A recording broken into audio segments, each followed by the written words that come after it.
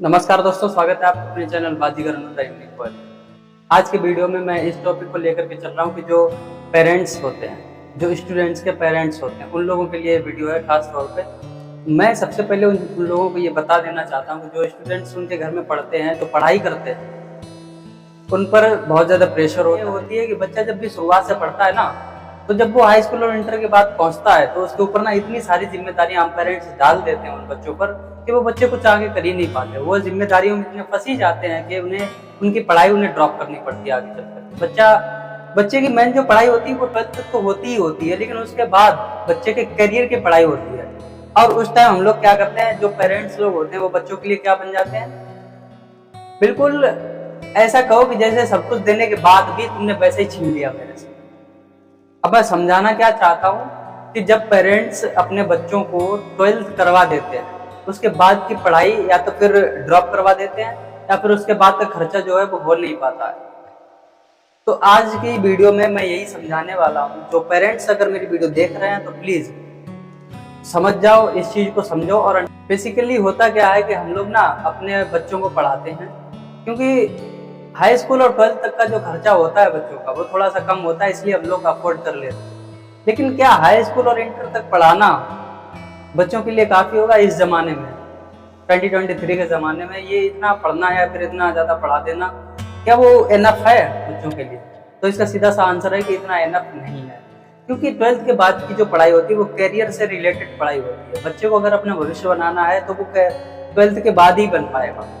और उस समय पेरेंट्स क्या करते हैं, बच्चों को इतना प्रेशर में डाल देते हैं कि बच्चा ना पढ़ाई को ड्रॉप करने के बारे में सोच लेता है। तो इस चीज को ना पहले समझो कि बच्चा जब भी 12th कर लेता है, हाई स्कूल कर लेता है, उसके बाद की जो पढ़ाई होती है, कोचिंग होती है, आप कोई डिप्लोमा वगैरह करना चाहता है तो उसे उस चीज के लिए अफोर्ड करवाओ। अगर आपके पास इतना अफोर्ड करने के लिए नहीं है तो इस चीज के लिए आप पहले से सोच के रखो ना, क्योंकि बच्चा तैयारी कर लेता है, फिर वो सोचता है। बच्चा एक समझदार होता है हाई स्कूल और इंटर में आने के बाद, वो इतना समझदार होता है कि अब उसे अपने करियर में क्या करना है। और जब वो अपने करियर के बारे में सोचने लगता है तो उसके बाद पेरेंट्स ना, जो पेरेंट्स लोग होते हैं वो उतना अफोर्ड नहीं कर पाते। और जब खर्चा आता है उसके बाद माँ बाप कह देते हैं बस करो बेटा, इतनी बहुत हो गई। इसका एग्जाम्पल एक सीधा सा समझने की कोशिश करो। बच्चों को ना पेरेंट्स ऐसे छोड़ देते हैं, ले जाकर के नाव से और बीच गंगा में छोड़ दी। समझना इस चीज को, बीच गंगा में छोड़ दो। अगर बच्चे के अंदर हिम्मत या दम है तो वो बाहर आ जाएगा, नहीं है तो बह जाएगा। तो ऐसा ही होता है। तो पेरेंट्स क्या करते हैं, अपने बच्चों को ना धकेल देते हैं बीच गंगा में, बीच धार में धकेल देते हैं। तो वही बच्चों के ऊपर जिम्मेदारी आ जाती है कि यार, और बच्चे भी फिर सोच लेते हैं कि हटाओ दम तोड़, फिर वो भी पढ़ाई को वहीं पे छोड़ देते हैं। तो ऐसा नहीं करना है। अगर माँ बाप इतना अफोर्ड नहीं कर सकते तो ये चीज बच्चों के मन में पहले से क्लियर होनी चाहिए कि मैं तुम्हें 12th या हाई स्कूल तक ही पढ़ा पाऊंगा, उसके आगे की पढ़ाई मैं अफोर्ड नहीं कर सकता। ये विजन क्लियर रखो अपने बच्चों के सामने। अगर बच्चा कुछ ज्यादा ही पढ़ने लिखने वाला है, अच्छा अगर कर रहा है बच्चा अपनी लाइफ में, तो उसकी पूरी जिम्मेदारी लो। जब तक पढ़ना चाहता है उसे पढ़ाओ, उसके मन में ये चीज डाल दो कि तुम जब तक फ्री हो, जब तक कि तुम अपना करियर नहीं बनाते।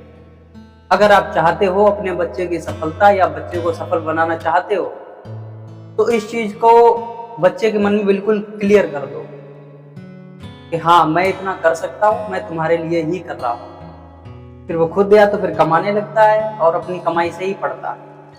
तो ना तो कमाई ठीक से हो पाती है और ना ही पढ़ाई हो पाती है।